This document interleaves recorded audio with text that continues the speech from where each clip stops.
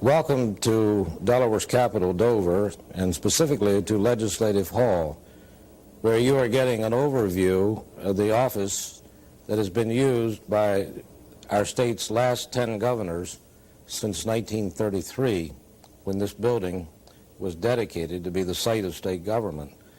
I'm Ned Davis, and I had the opportunity to work very closely with one of those governors who unfortunately is the one in our line of continuity that cannot be with us for today's State House Symposium on Saturday, April 11, 1981.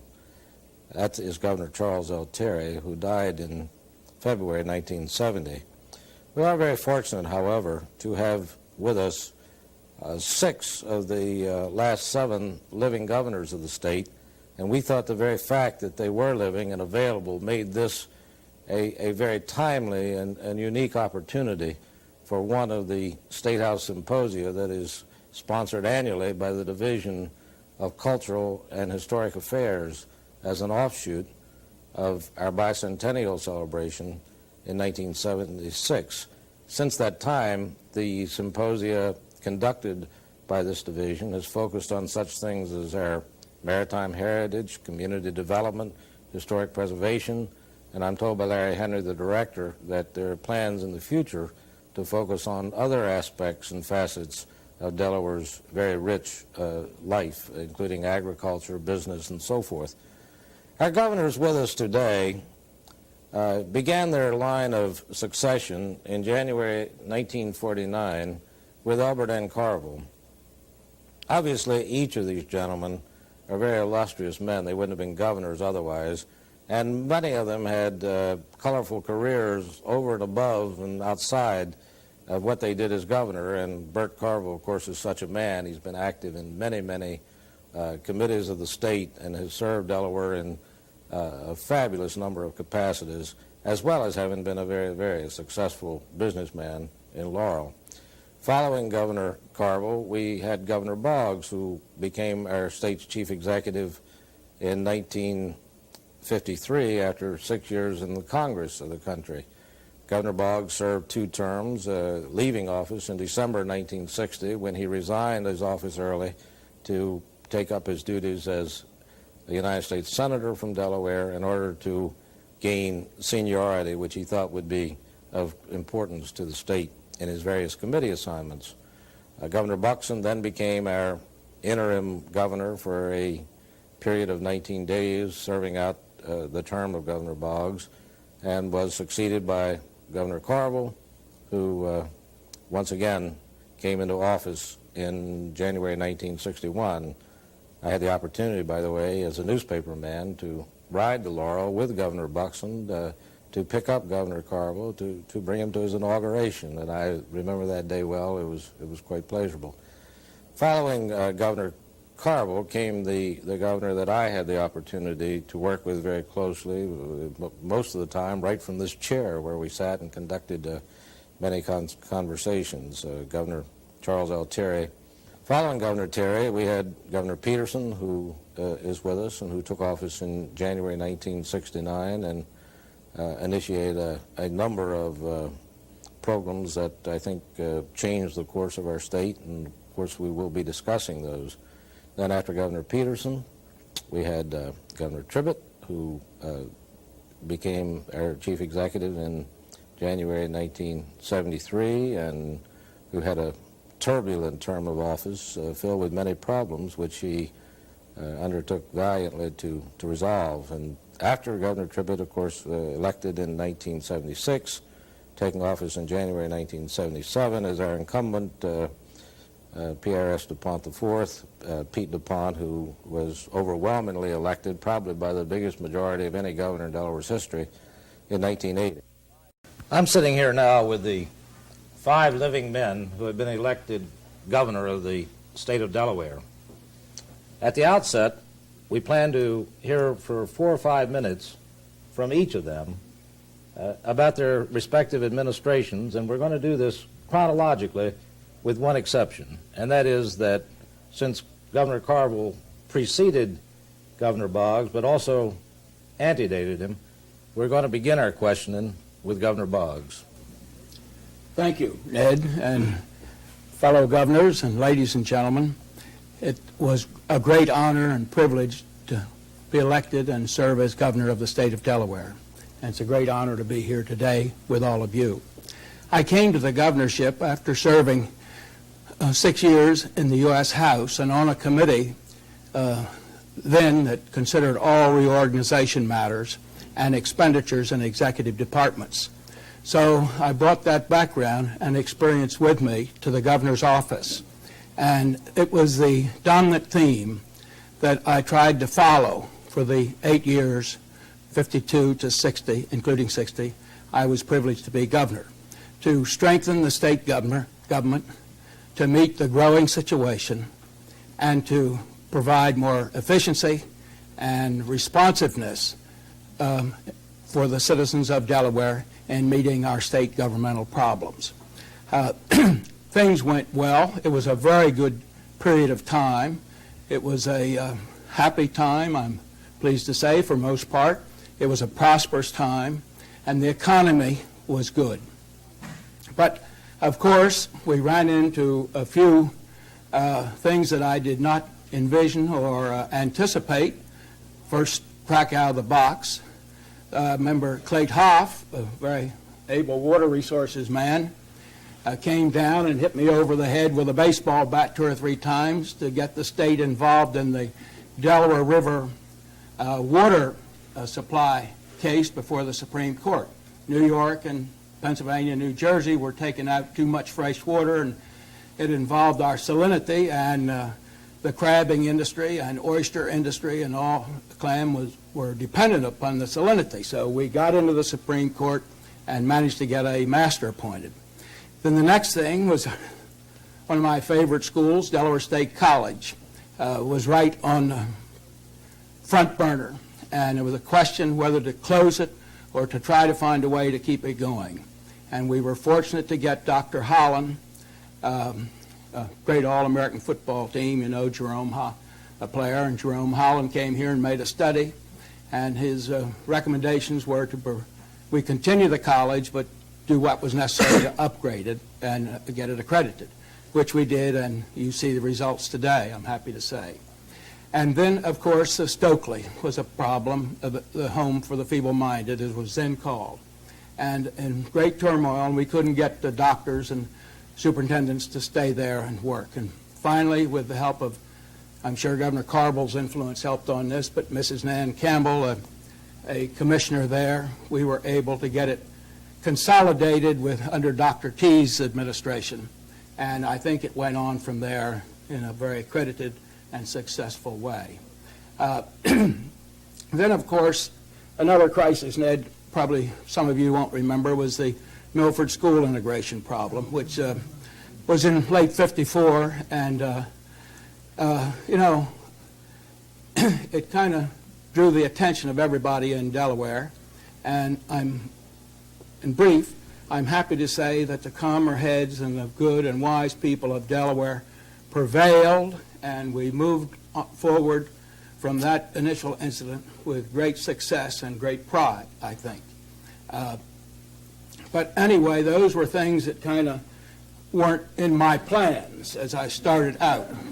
And but then, as a result of those kind of things, the elections of '54 came, and of course, while I had enjoyed a slim majority in the Senate, 1 I think, and 2 or 3 in the House, why we lost, the Republicans lost, and I think we had enough to have a conference in a phone booth thereafter. Well, from '54 to '56, at first blush, looked like would be a very difficult time. But I'm honored and happy to say that under all the circumstances, the legislature was very considerate of the governor. The governor, I think, his recommendations were not all accepted, but and we disagreed many times. But on major things, we agreed, and things were accomplished, and progress was made. For example, the code was adopted, the new code for Delaware, and you watching my time, Ned, but I get going here. The statewide polio immunization, which to me was one of the most satisfying things that happened in that period of time. we created the Fire Prevention Commission and a state fire marshal for the first time. Of course, being a active volunteer fireman, I was proud of that, of course, and can't help but mention that, Governor, and among the more important things. But anyway, and we did consolidate the prison system from the county to state, put it all under the state system. We got a state director of parks and recreation, which was good. And we made a lot of progress. We, in strengthening the government, we got the volunteers, and I want to emphasize this, much was done on the basis of great volunteers throughout the state of Delaware. From the DuPont Company, experts came down to help modernize the Motor Vehicle Commission, was the first one. And then we had experts come in and study the state treasurer's office because we wanted everybody to get their check on time, and we got modern equipment, and Remington Rand and IBM and everybody involved in getting that job done to carry our load. Now, just briefly, to tell you how things grew from 50 to 60, the population was 318,050. It was 446,060. The public school population was about 26,000, I think I'm correct with those figures, in 50, and it was some 48,000 in 60. The motor vehicle registration was 102,000, and in 50, and about 186,000, give or take one or two, in 1960. Just as an example of how we were prosperous and growing. We were the third fastest state growth-wise in the United States, and the fastest one, as I understand, east of the Mississippi.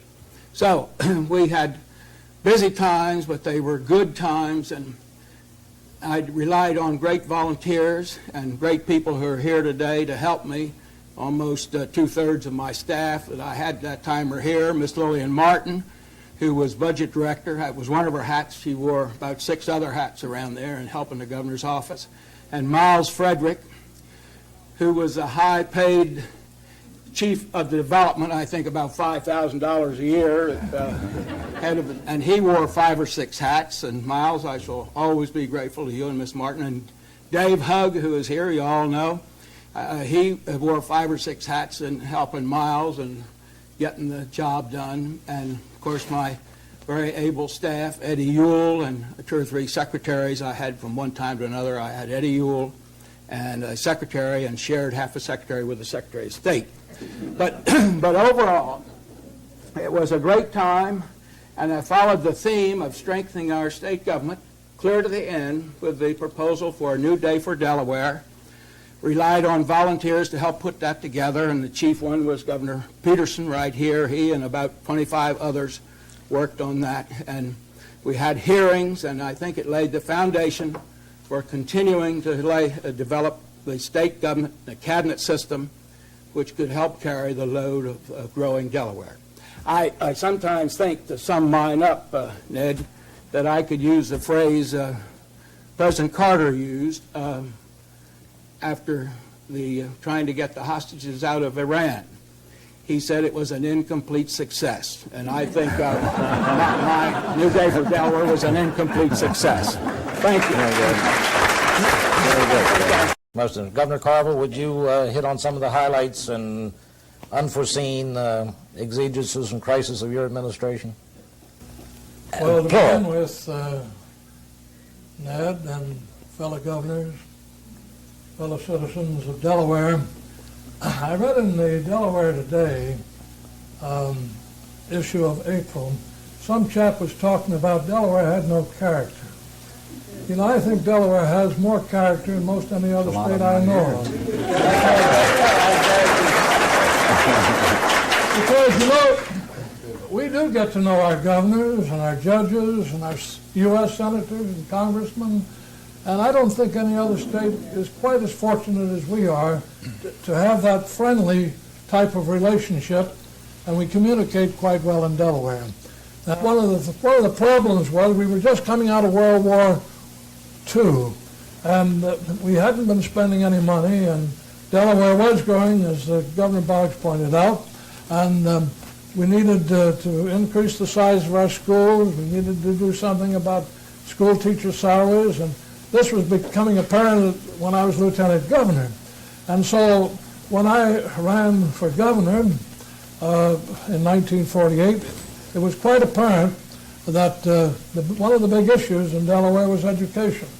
And I made that the cornerstone of my campaign, in addition to which I did continue to fight for election controls, such as election machines, such as voting machines, such as registration, personal registration, where you had to sign when you registered and you had to sign when you voted, and continued to fight for this kind of a situation.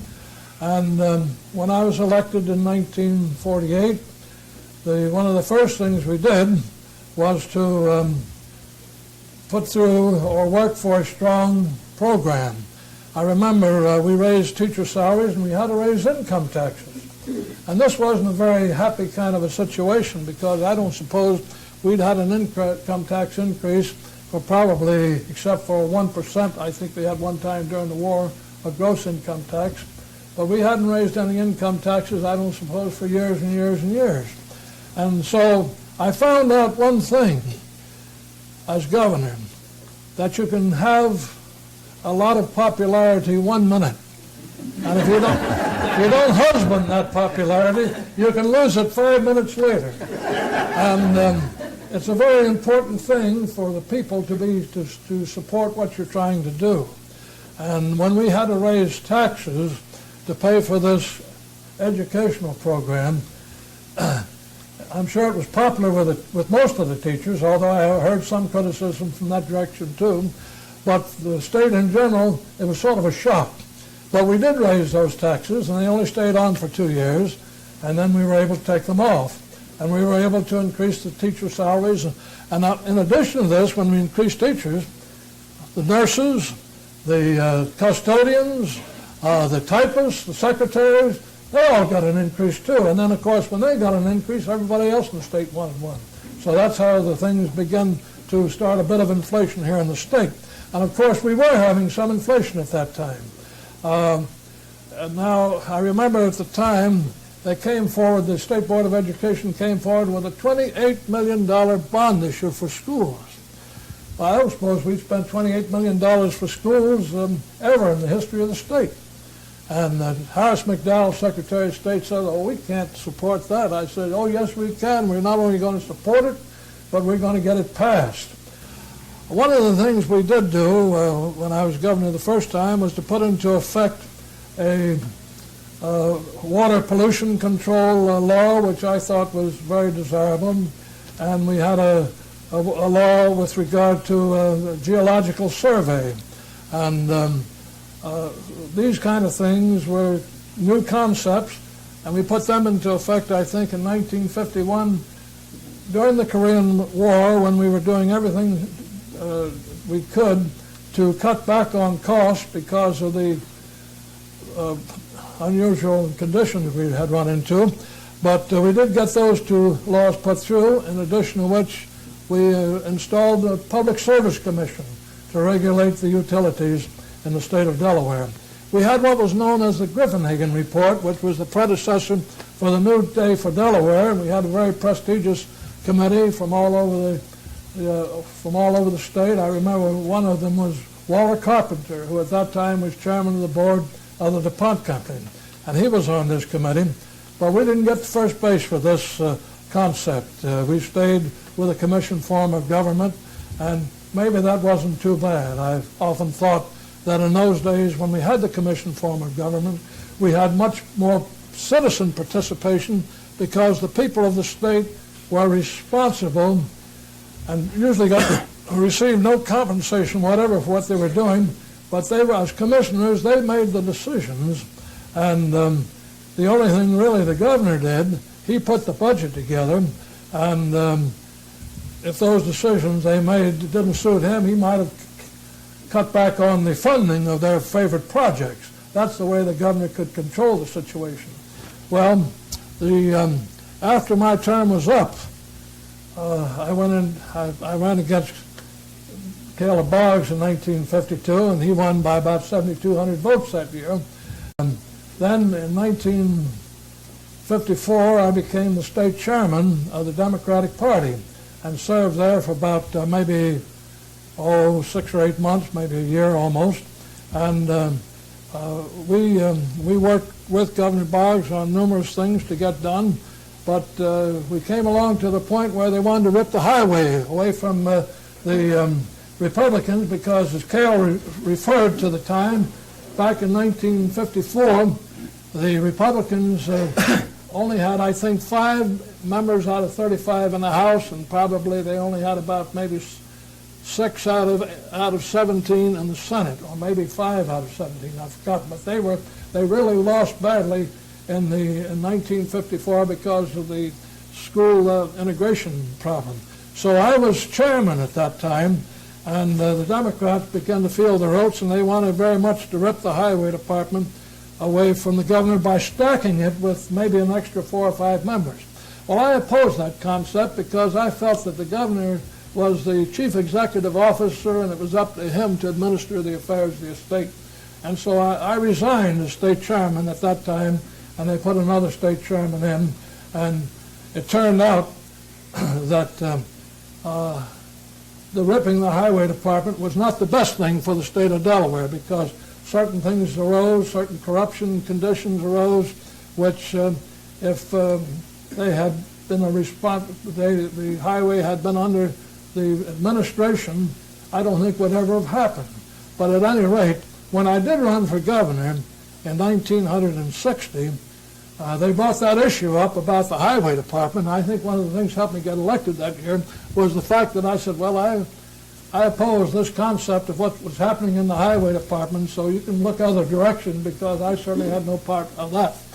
One of the things we did during my second term as governor was to work very hard for planning in the state. This is when we put together the planning department of the state of Delaware, and incidentally, I think this is one of the few bills that passed unanimously in both houses when it was a new concept, but they liked what was going on. Another thing we did was to provide for a goals commission.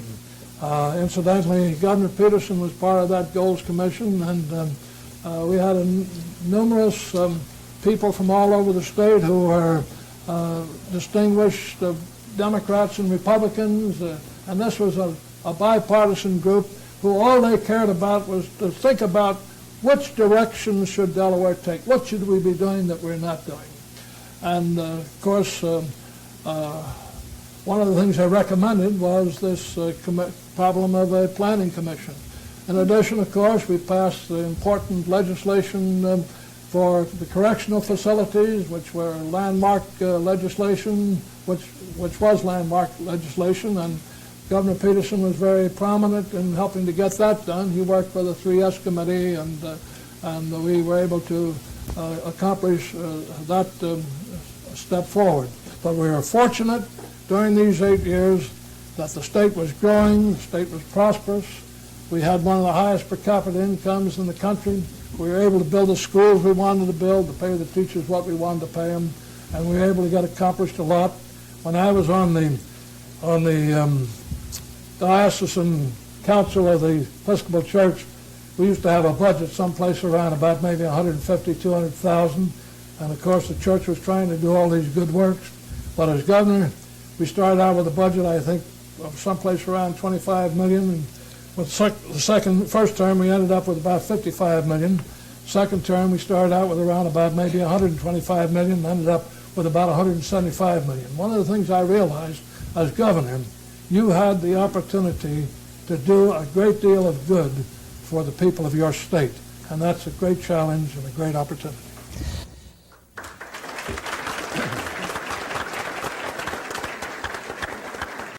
Governor Carvel was followed into office by Governor Charles Terry, who died in February of 1971. But we will be seeing a slide show about his administration at the end of this program. In the meantime, following Governor Terry, we had Governor Russell Peterson, who was also with us today. Thank you, Ned, fellow governors and fellow Delawareans. Appreciate very much this opportunity today to meet here with my fellow governors and with you to reminisce about our experiences. Being a governor is certainly a wonderful experience, a rewarding, exciting experience, a great education. I wish everybody in the state could be governor. In fact, I wish everyone could run for office at least twice, to win once and lose once. It helps to build character. Join the club. You're not a member of that yet. But I think you all are well aware that no governor can do very much alone. It takes many, many people working together. Certainly, as Caleb mentioned, you have to have a good staff, and I too am pleased to see so many of my partners out there, Chris Perry and Jerry Sapienza and Hugh Martin and Dan Ennerline, Bill Denny.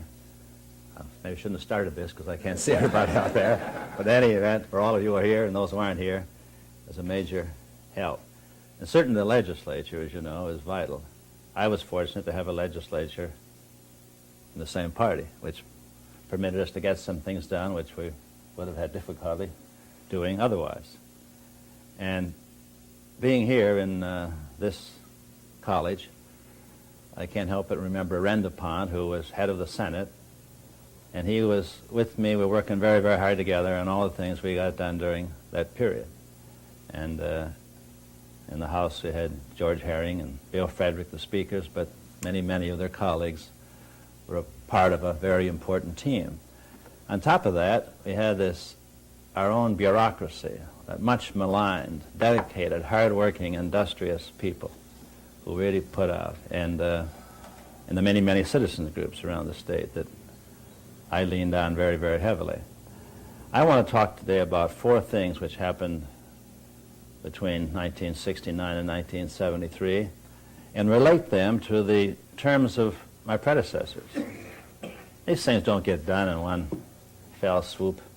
They get done as a result of the cumulative inputs of many people over the years.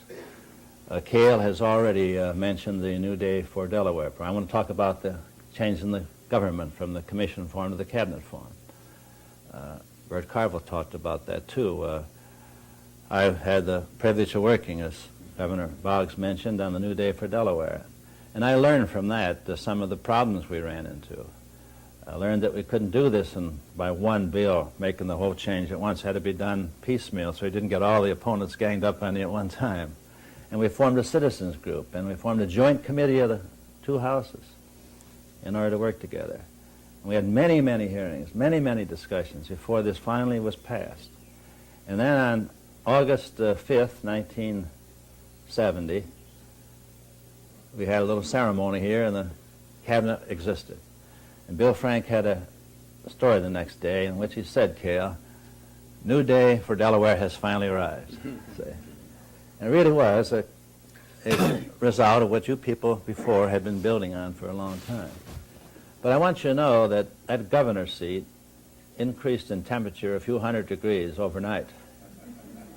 Because when you were working with the commission form of government, you really didn't have much authority after you appointed people to the job. It took 4 years before you actually appointed everybody to the cycle. But once the cabinet form of government was adopted, only 10 cabinets, 10 secretaries. Everybody knew the governor had the authority. Those people served at his pleasure. And boy, the pressure on that job went up many, many times. One of the things very few people have recognized, at least they don't talk about it very much, and you historians probably ought to focus in on it, and that is that this was a major milestone in the state in changing the power from below the canal to more equitably the state as a whole. For example, the Highway Commission, probably the most powerful of the commissions, had 12 members. 7 of them came from below the canal. And that was typical. Where 30% of the people lived, they had 70% of the representation on the commissions and boards and agencies, 144 of them all told. But overnight, we had one person representing the whole state in a much bigger area. And today, Delaware has the most streamlined state government in the country. The second thing I want to talk about is the Coastal Zone Act. Now, this goes back, as far as I was concerned, to Governor Carvel's Goals Committee. And I was on that. The first time I really sat down with a bunch of interesting, dedicated people. Justice Dan Herman was the chairman of it. And we talked about Wither, Delaware. What kind of a state do we want to pass on to our children and grandchildren? So when I became governor, the second week I appointed a Goals Commission. And I went before them and said, now I'd like to have you get the people of Delaware in a debate about what kind of a future we want to have, we want to pass on to our children and grandchildren. I said, for example, the southern part of this state has been kind of ignored by human beings as they built from Boston down to Washington. It's a relatively unspoiled place, a great place for hunting, fishing, boating, swimming, just lying out in the sun. Not only for Delawareans, but many people from Philadelphia, Baltimore, and Washington.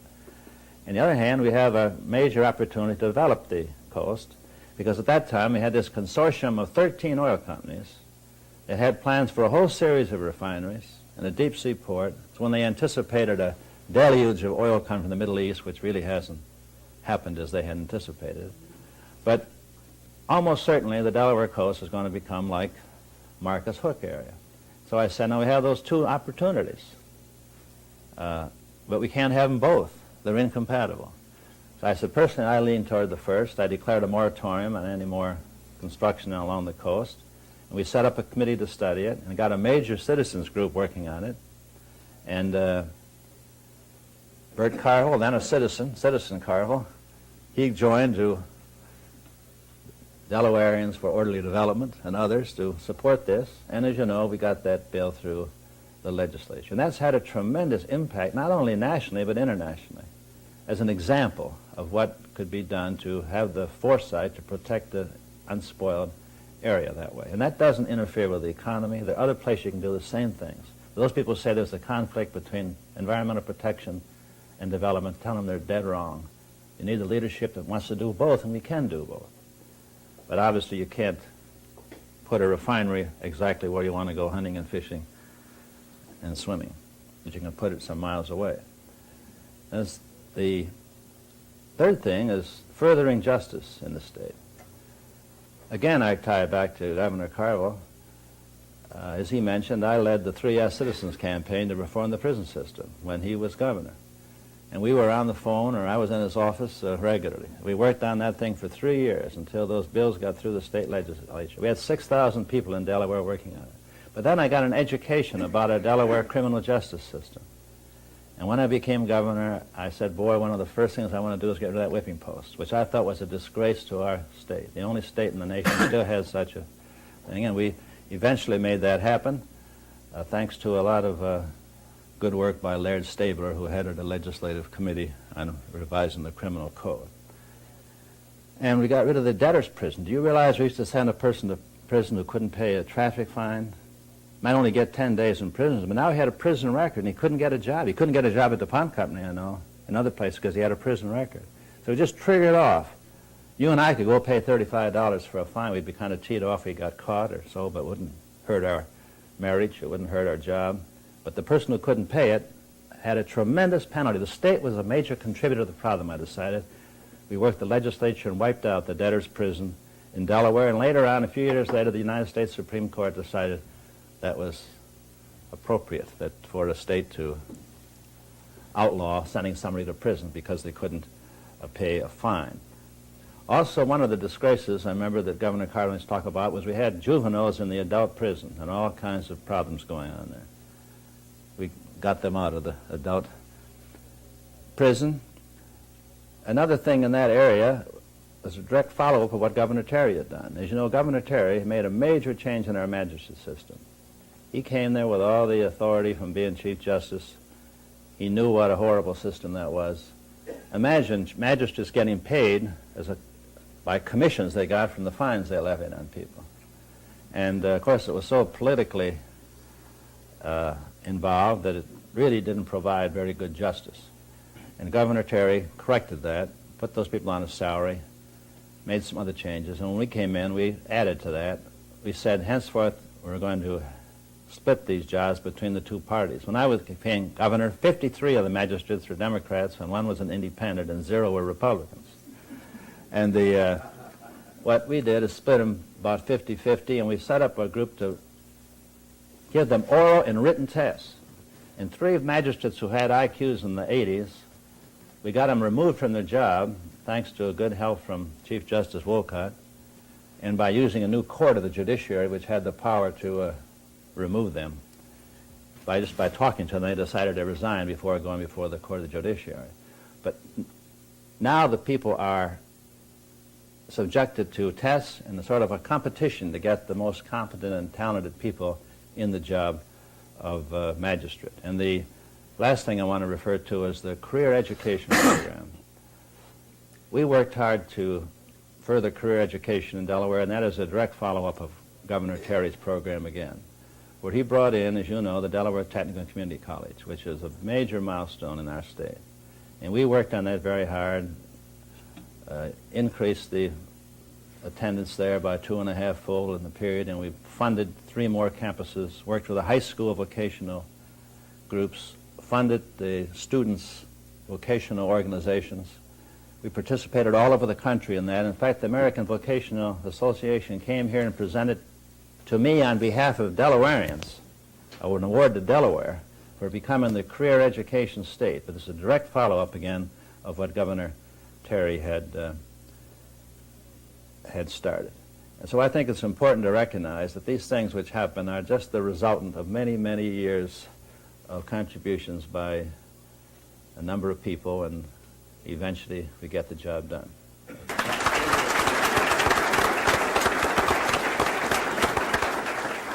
Governor Tribbitt, you were the next in this line of succession that we're dealing with today, and I know you had many unforeseen problems in your administration. Will you tell us something about them?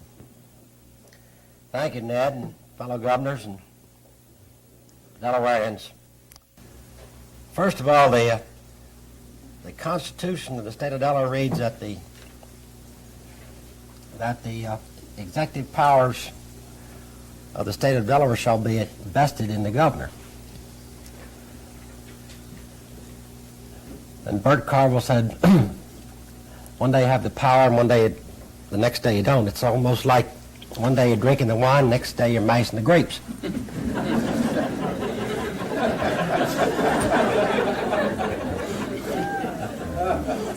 Governor Carvel mentioned how he got to Delaware. I want you all to know, and those of you who are not pleased, that John Leach, a very respected gentleman, a Republican, very many times spoken of in days gone by to be a possible candidate for governor, came over in Caroline County, over Denton, Maryland, and talked my Republican father into sending me to Beacom College.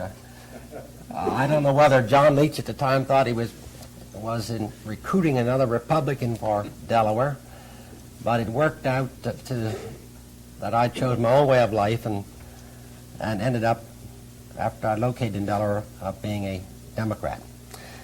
As I listened to each of my predecessors speak, and coming up to the present administration, going back to Governor Boggs, when I first went to the General Assembly and got in the Speaker's chair during his tenure of office, and everything that he mentions that happened, he as governor and me downstairs as Speaker, and then whether it was a new day for Delaware or anything he mentioned, I conducted all those hearings, Governor, on the new day for Delaware in the late 50s, and then Governor Carvel was elected in 1960. I had the opportunity to continue to sit in the Speaker's chair, and sat there during his entire 4 years of his second administration, involved in all the things that he's talking about. When you're Speaker in the same political party, basically you're the right bower of the governor, all due respect to his people of his staff, but those people don't have the vote downstairs. And it takes the help of the people in the legislature to get your program through. And whether he talks about the Cretan State Planning Office or the Public Accommodations Bill or Human Relations Commission or changing the Kennedy Turnpike from the interstate system to a toll road system so they could get it built quicker or what have you.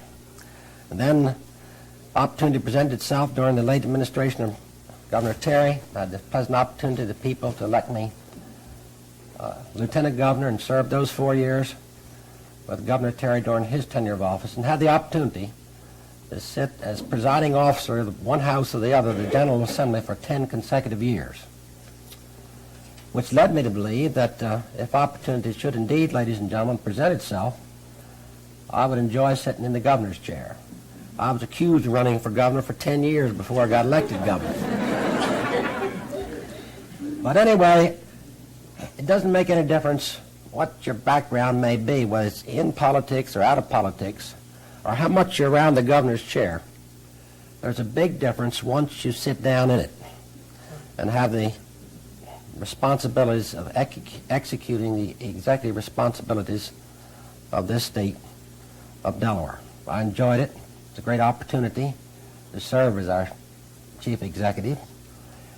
And as you think back as time goes by, we didn't much more finish the inauguration ceremonies, and I took the seat and sat down in the chair, and lo and behold, along comes a ship and knocks out the railroad bridge over the canal, and we couldn't get any rail service anywhere on the Delmarva Peninsula, with the exception of that float system that the barge system they have down at Kiptapeak was very small as far as servicing the area. Tremendous impact on business. People that depend on rail service for freight, of course, not passengers. And then we began to move along, and of course, I was quite familiar with revenue problems. Every administration, I guess since World War II, governor after governor, always is faced with some type of a revenue problem, whether it's form of new taxes or what have you. Basically, our increasing bond indebtednesses or what have you. That money's always a problem in order to do what people want to be done and what they think needs to be done.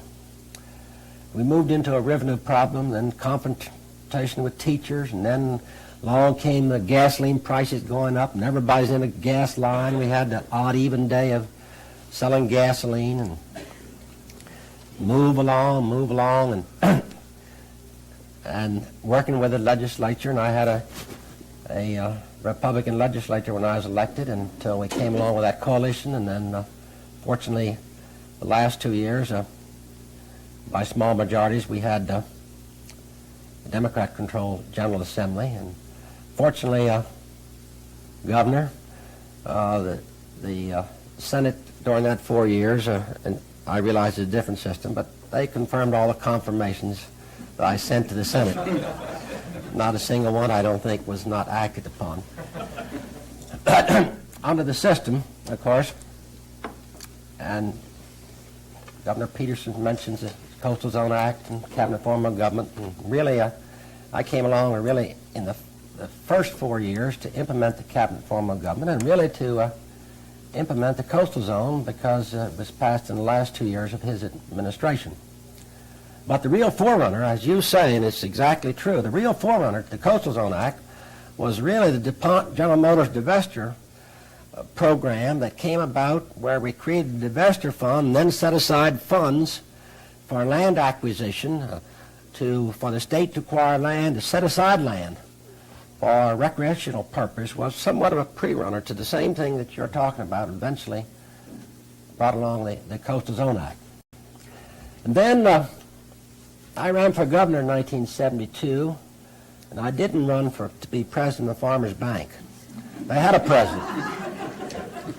They had a president. The bank had been there 165 or 70 years and moved along great, and was a great institution. And lo and behold, in December 1975, it became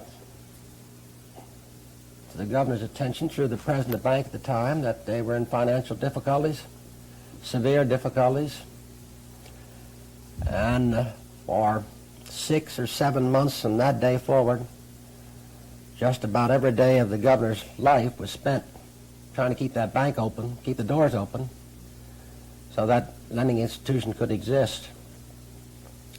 Sometimes I think that people of the state of Delaware never understand the Farmers Bank of the state of Delaware. That's not a state institution, never was.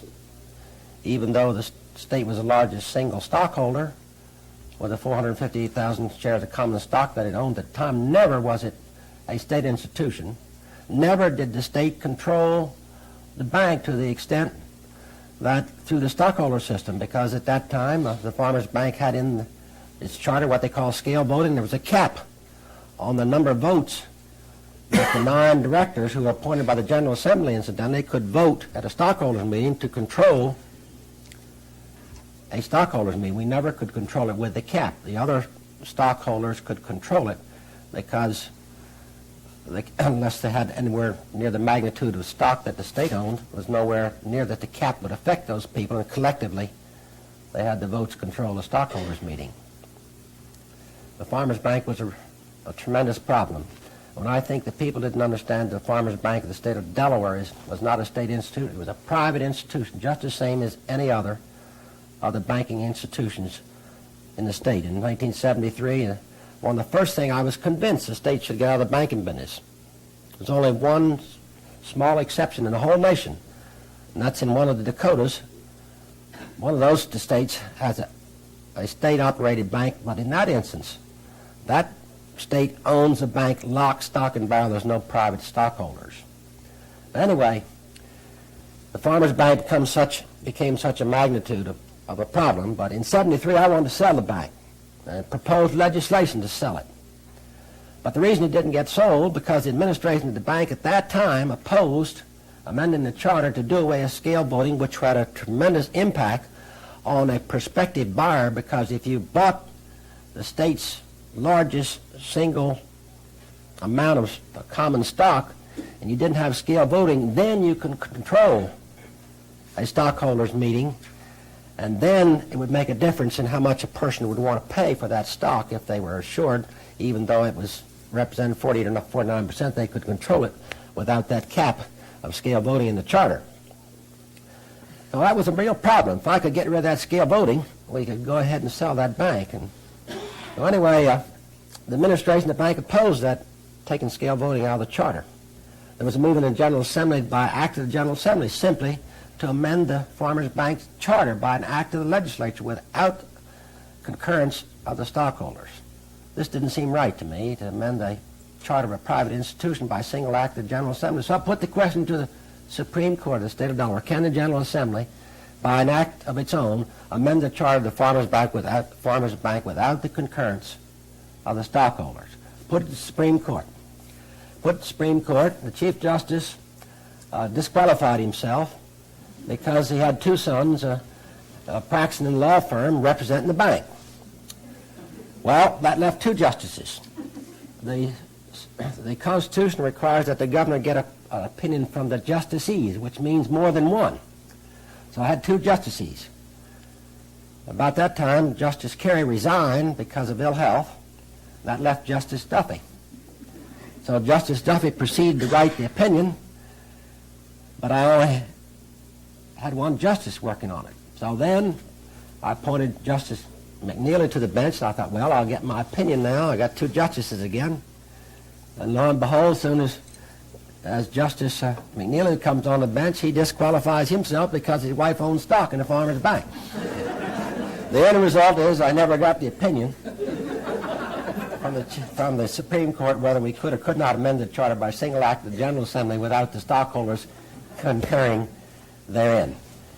Finally, all the turmoil in late 75 all through 76, with the concurrence of the General Assembly and both major political parties' participation, we were able to resolve that situation, and the bank stayed open. And what I don't think most people realized, ladies and gentlemen, is this: that every dollar that the state had was in that bank at the time, including a great many school districts, municipalities, and the counties as well. If that bank's door had closed, we would have really, as the governor said, been bankrupt. And consequently, I said that with tongue in cheek, Governor. That would have really been a fiasco. Can you imagine if every dollar you had, except your fixed assets such as buildings and highways and we couldn't very well sell those. We needed them for everything we used them for. If the bank had closed, every dollar we had would have been tied up, and a little bit of protection in FDIC, $40,000 wouldn't amount to anything as far as the millions were concerned. And consequently, it was necessary, absolutely necessary, to keep the bank open, keep it going, hopefully, so that it could indeed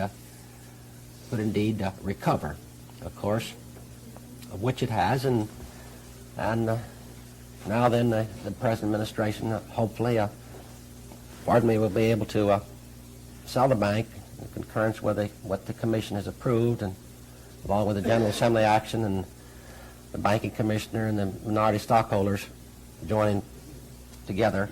Eventually, the state will indeed get out of the banking business. But it was a tremendous problem, believe me, to exist from day to day, that Farmers Bank problem, and with the help of FDIC, never before in the history of its existence had it gone to the extreme to bail a bank out of $40 million worth of non-accrual assets that caused the bank to have its major problems in late 1975. It's working out, and it's only been a few weeks ago up in Trenton on the day that the commission announced the proposed sale that the governor estimated that he would get, or be the recipient of, meaning the state, of course, would be the recipient, he hoped, of about $11 million in interest on the bank deposits above and beyond what needs to be kept there in order to keep the FDIC agreement that we're able to execute at that time. Many problems being governor. I enjoyed the opportunity to serve, as I know each of my predecessor as well as the present administration. It's a great opportunity to serve in this state and to know so many people and to mingle with the people. And on one occasion, I remember I went 59 consecutive nights without eating an evening meal at home. But that was my own decision. Sometimes my wife would take me to task a little bit, but I thought it was my way of going, and I enjoyed it, the opportunity to serve the state. And thank you so much for listening to me.